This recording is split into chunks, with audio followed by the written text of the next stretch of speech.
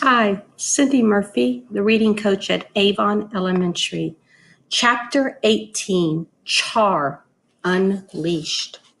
In no time, Basil and his uncle arrived back at the clock tower, Burdock with a coil of rope in his paws. Lily steamed with anger.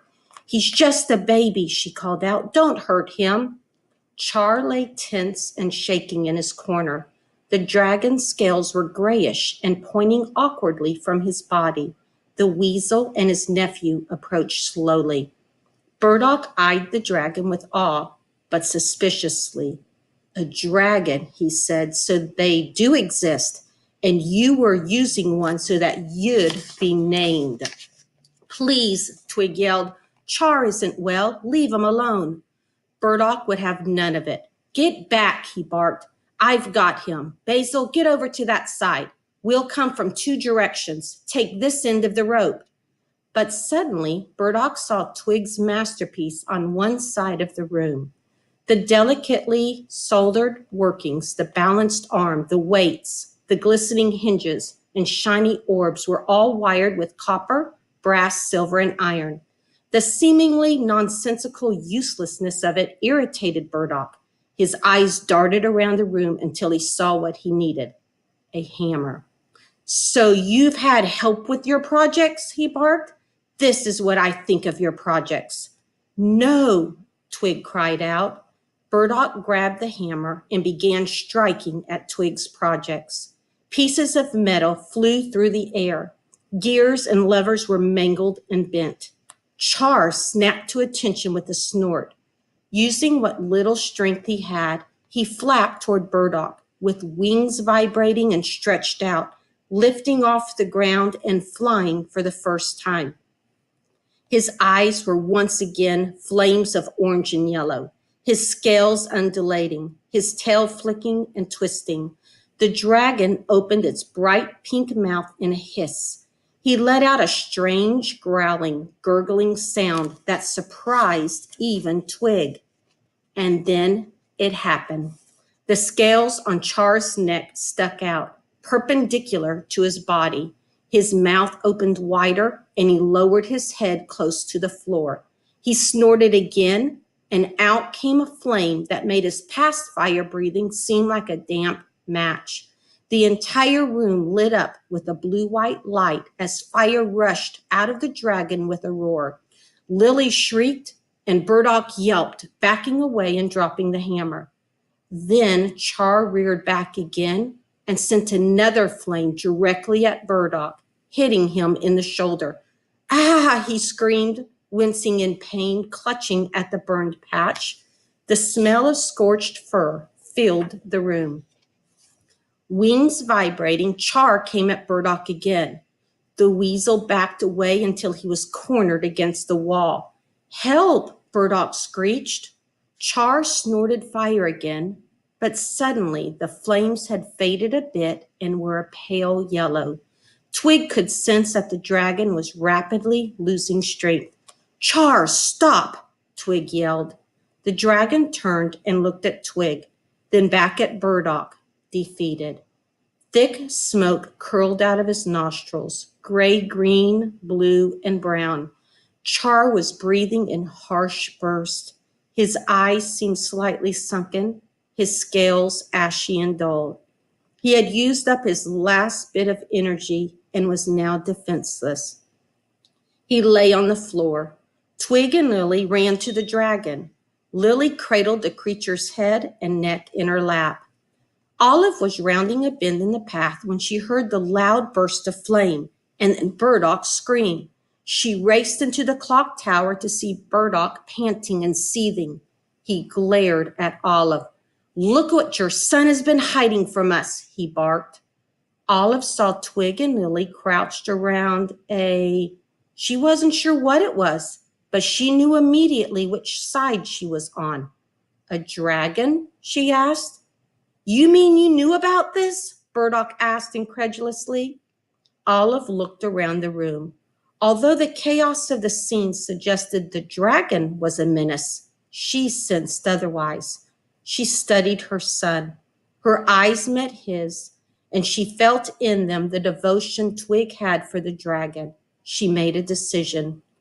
Why, yes, Olive answered. Of course I knew. Burdoc's eyebrows arched up. You're telling me that you and Twig had a dragon in your house? Twig is quite devoted to him. Devoted? He's a menace to our community. He must be contained immediately. He rubbed his singed shoulder. He is dangerous. Olive glanced at Burdoc's raw patch of fur and could smell the burned hair. The dragon did that? She asked quietly, looking quickly at Twig. He is really quite gentle, if you are gentle with him, that is. Of course it was the dragon. A small group of residents had gathered outside, Bo among them. He hobbled up to the crowd, surveying the scene, and then saw Char still collapsed in the corner. His watery eyes widened at the sight of the dragon, and he cast a look at Twig. Burdock growled, glaring at Bo. That beast nearly killed me. Look at this. He thrust his shoulder at Twig. Where the fur had singed off, you could see the red and swollen burned skin, raw and oozing pus and blood. A few inches difference, and this could have been my face. I'm sorry, Master Burdock, Twig stammered. Char is so protective of me, of the project. I guess he went a little crazy. He needs to be locked up, and his fire-breathing abilities can be utilized for the good of the hill. What do you mean? Asked Twig. What are you going to do with him? The dragon's fire can be harnessed. We can use it. Imagine what the hill can create with this beast. He's something the hill can use. Twig's heart raced and he gulped with guilt.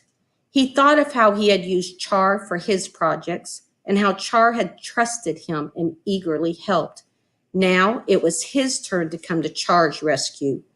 We can take this whole matter before the council if you like, Professor Burdock, Bo said calmly. But let's not lose our tempers and— Fine for you to say, Burdock interjected. You weren't nearly roasted by this walking blowtorch.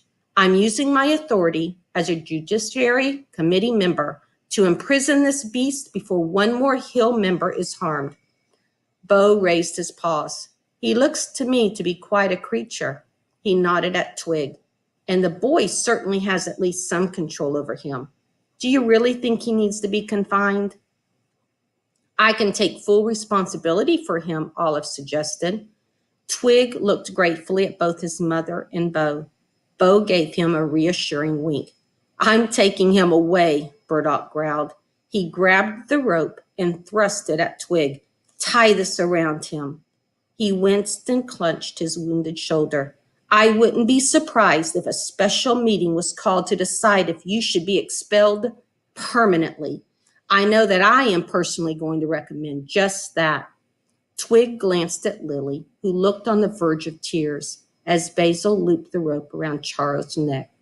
And let's not forget, he snickered, his dark eyes staring into Twig, how you lied and cheated to have this beast do all your work.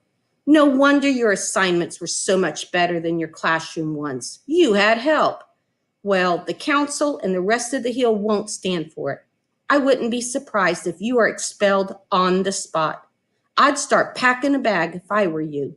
Come, Basil, help me get this creature locked up. Basil cautiously gave the rope a short tug. Char looked at Twig, perplexed, and didn't budge. Twig gave him a gentle pat. It's okay, Char. I'll come to see you later.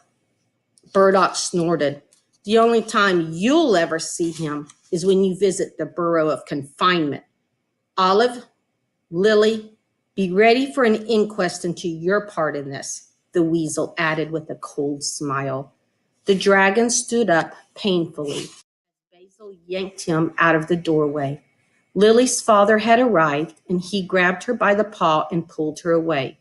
The rest of the gathered throng parted, gazing and gasping at the sight as Burdock and Basil led Char toward the Bureau of Confinement.